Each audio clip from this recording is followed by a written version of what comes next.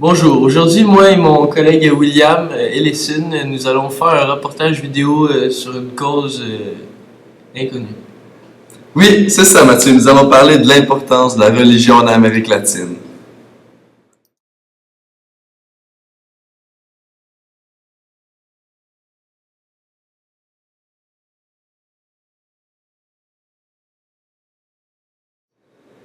Donc, la religion principale en Amérique du Sud est le catholicisme. Cependant, les églises protestantes, principalement évangéliques, se développent rapidement en nombre de pratiquants, notamment au Brésil. De nombreuses religions, en particulier le catholicisme, se mêlent avec des rites et pratiques des religions précolombiennes.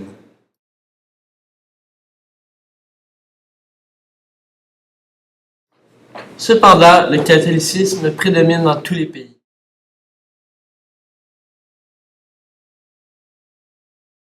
Ce n'est pas pour rien qu'en 1958, le pape Paul VI a nommé l'Amérique latine comme terre très noble, continent chrétien.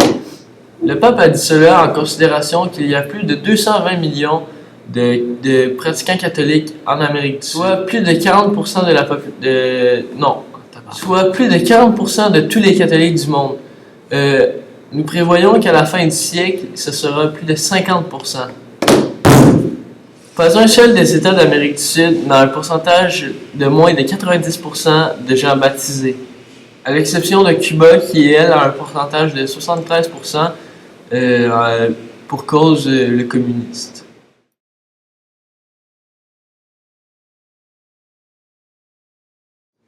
De plus, deux des trois pays les plus catholiques du monde se retrouvent en Amérique du Sud, soit le Brésil et le Mexique.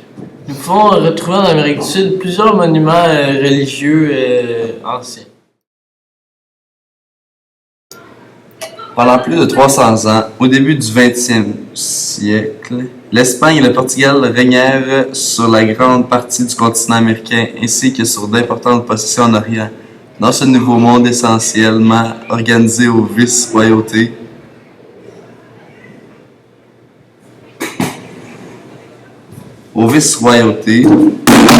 la ville était puissante parce qu'elle abritait les pouvoirs politiques et religieux. En 1535, Mexico devint la capitale de la vice-royauté de la Nouvelle-Espagne qui allait englober l'actuelle Amérique centrale et gouverner aussi les lointaines Philippines. En 1542, Lima fut consacrée capitale de la vice-royauté du Pérou, couvrait toute l'Amérique andine et qui, au 19e siècle, fut partagée avec les vice-royautés du Nouvelle-Grenade et de La Plata, une structure commandantielle. Alors c'est ce qui conclut notre reportage vidéo sur la religion en Amérique du Sud. Merci.